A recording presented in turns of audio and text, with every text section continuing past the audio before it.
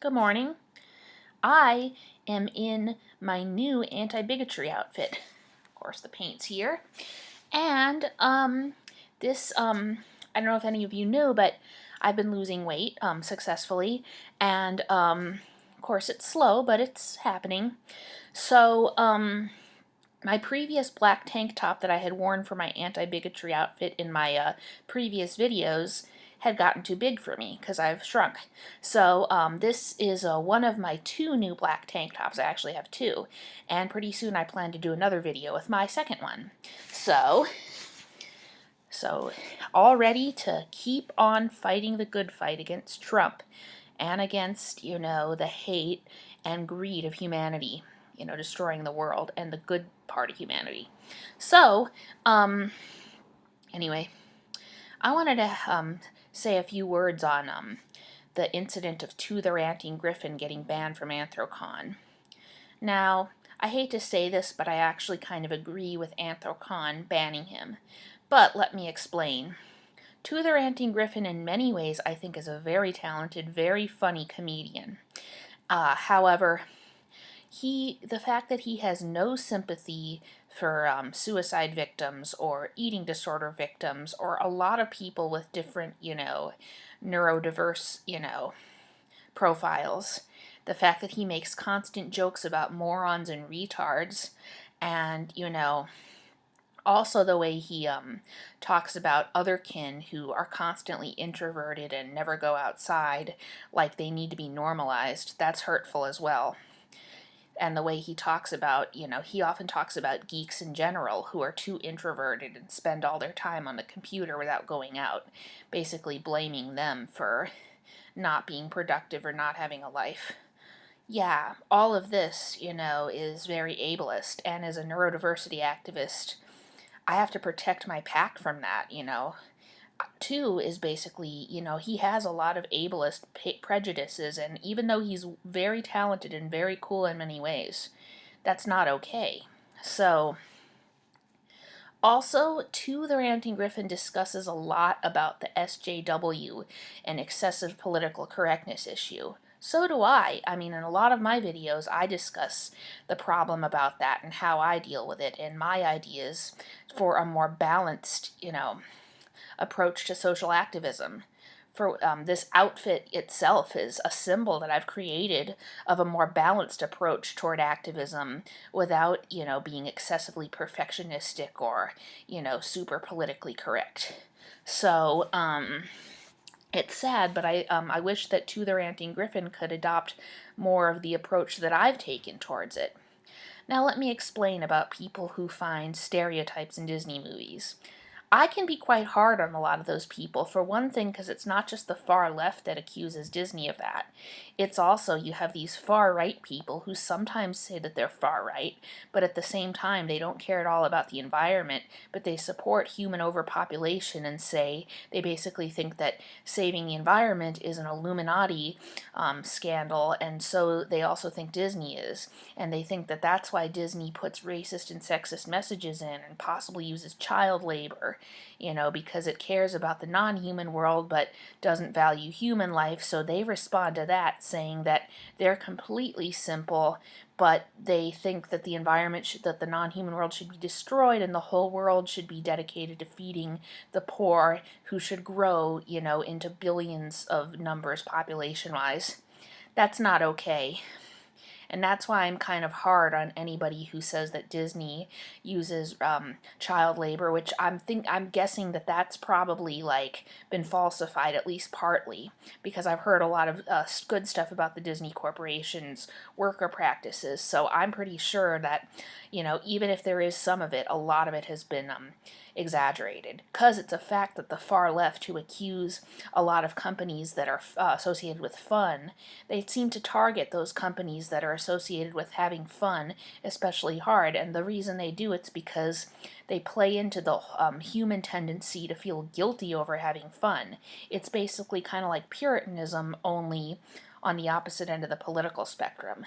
And that shouldn't get in the way of actual activism, actual journalism, and investigation into what corporate policies actually are. So, I'm planning to investigate that from a fully rounded perspective to get the complete picture. Because like the commercial meat industry isn't always as horrible as it has as the left says it is, so it's probably the case with the Disney company as well. Probably not perfect because it is a large corporation, but it's probably not as horrible as, they say, as the far left says that it is, in terms of worker policies. So, and as regards to the stereotypes in the Disney films and another pop culture, maybe you could argue that maybe the stereotypes are real and maybe they are offensive, but I don't really care about them because Disney was a big part of my cubhood, and I was an ABA victim, so basically in ABA I was constantly punished and scolded and criticized for having fun. So to me, a lot of people who try to fight against injustice by largely criticizing cartoons, they're kind of being ableist as well. They can come across to us as insensitive towards us and, reminding us of ABA therapists scolding us for having fun. And that would basically be trying to fight racism and sexism with ableism, which it's not okay. Two wrongs don't make a right, so, it's never okay to fight one kind of prejudice with another kind of prejudice, because that doesn't solve problems, that doesn't lead to world peace, that just keeps the fighting up.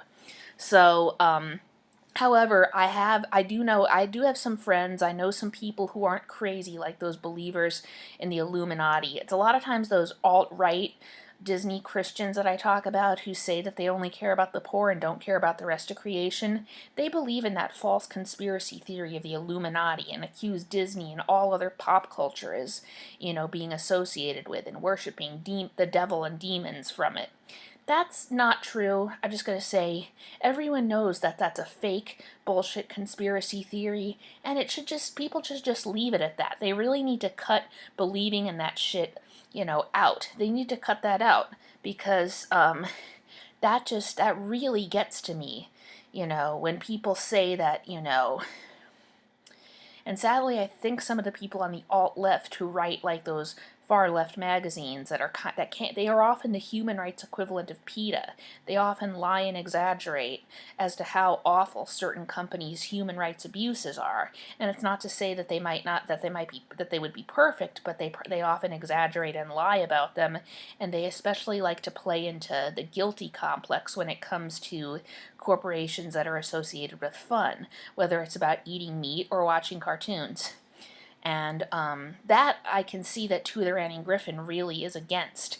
And I don't blame him, but the thing about it is that the approach he takes to it is not by being sensible about, realizing you don't have to have so much of a guilt trip. You can have fun and enjoy things yourself while still helping others, and you don't have to feel guilty about it. Instead, he just, he seems to just be a little bit like he doesn't want to care as much as he should. And I'm saying that if you are a suicide victim or an eating disorder victim, you do need to get help as soon as you can. But the way he talks about it, he basically calls you pathetic, and basically you're a moron, you should off yourself or you should starve. That's not right. Also because for a lot of those victims, it's not always as easy as it looks to get help for, their conditions. So for other kin who are constantly introverted and don't have a life, I have a confession to make. I used to be one of those other kin, and it's not because I just didn't care. I did have ambition. I did want to have a life, the life that I now have that's full of meaning and purpose. It's just that at the time I had been, throughout school, I had constantly been pressured to be normal. I was put through this ABA and social pragmatics that tried to, force me to conform. And they didn't technically force me to conform all the way, but they forced me to conform halfway. They tried to force me to only be half the individual I am, and to totally change the other half. And maybe that's you could say that that's better than total conversion therapy, but still, it's not cool. I don't want to be just half the creature I am. I want to be my whole self. So, because of that, I suffered a lot of emotional trauma and part of it is because I was still trying to figure out who I am, and they weren't helping at all. So I didn't always understand why they were coercing me and brainwashing me, because they did brainwash me, and it took me just as much time as it had, to be through that therapy, for me to undo all of it, for me to unscrew all of it from my brain.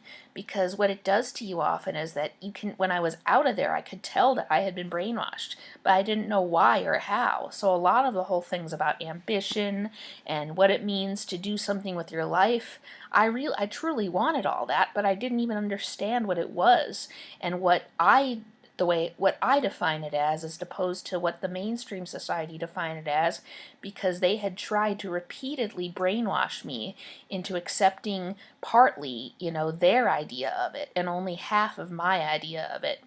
So due to all that, screwing with my head, there was a time where I was just in my room, living with my parents, doing nothing, not going to college, not trying to do anything of the things I wanted. And also, not everybody has to go to college, but I chose to, because I want to make sure I have more opportunities, because I've heard that, you can, but, it's, I prefer to go to college, but it's everyone's choice. So, yeah. So, now during that time I went to college. Well, I had been through college before, when my head was more messed up than it had been. And I basically tried to reject it. But, after a while, I was able to unscrew a little bit, some of those screws, enough to, function and to go to college on my own. So after that, previously I had been like that dragonkin that Tu was criticizing. So, however, I was able to, after that, I applied to college on my own. Yes, I just got a liberal arts degree, but I'd rather not talk about it and not ask people about it, because that's also complicated. And some of it also was due to my head still not being completely unscrewed. But in spite of the fact that there were still a whole bunch of knots screwed up in my head, I applied, got a scholarship, got a degree, bachelor degree from a 4-year college, and, but then it took a couple of years even after that. In fact, it just took last year for me to finally unscrew all those screws that ABA and social pragmatics and society in general had placed in my head. So I'm guessing that possibly that dragonkin that Tu is criticizing, as well as a lot of other fellow otherkin who appear to not have a life or not have any dreams, really they do, but they deal with all this shit. And I wish that Tu would be more sympathetic towards us and towards what we're dealing with. The same could possibly be said for any sort of geek or neurodivergent person in general who doesn't have a life and spends all their time in their parents' basement on the computer. Don't blame us, blame the society for, basically messing with our heads.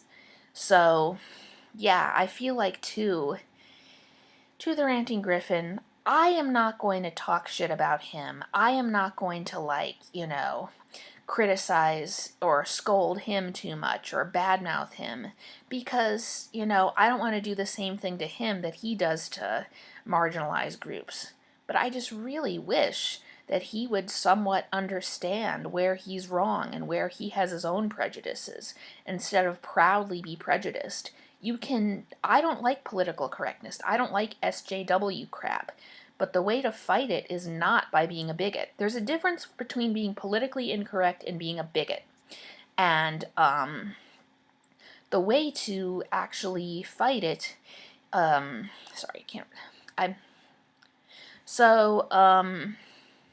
yeah. So, okay, so anyway, Aspie, burnout. So, in regards to people who worry about messages in Disney films, I do have some friends who feel bad about those messages, and they think that they're there and they need to change. But overall, they're really cool, like-minded people. And granted, I am very selective about who I allow in my pack. You know, in spite of the fact that my social skills teacher in high school tried to force me to make friends with people who had none of my interests, I don't do that shit anymore. So I am very selective about who gets to be my friend. But, you know, just because somebody doesn't agree with everything that I believe doesn't mean that overall they're not like-minded and I can't be friends with them. Again, these are all my own definitions. But I will just say, I have close friends who are anti-Zionist completely. I have close friends who feel bad about racist and sexist messages in Disney films and other cartoons. And I have close friends, you know, who are vegetarian or vegan. Also the fact, I kind of think that it's pathetic for me, myself, to eat vegan, but I don't think it's wrong if anybody else wants to be a vegetarian or a vegan, and the fact that Tuther Ranting Gryphon basically thinks anybody who's a vegan or a vegetarian is themselves a moron, that's really insensitive and hurtful. You know, he would probably say that about any of my vegetarian friends, and you know, that's not right. So, those are my 2 cents, so to speak, about two. So in regards to the Great Giraffe, I am not going to really talk about the way I interpret his Great Giraffe story within my spirituality.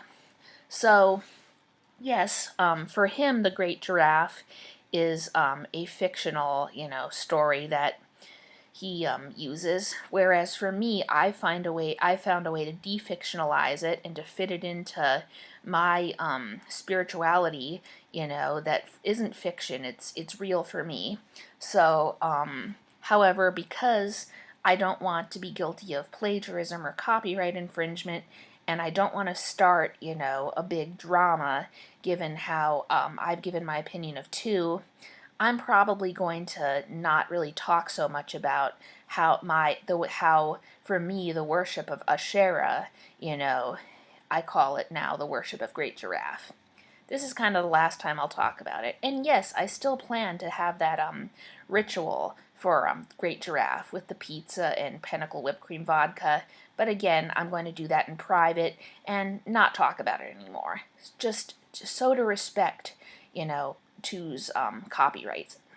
So that's what I'm going to say. Now, the rest of the year, I'm going to be doing more protests, keep up fighting against Trump, and fighting to make the world a better place. Let's all heal the world.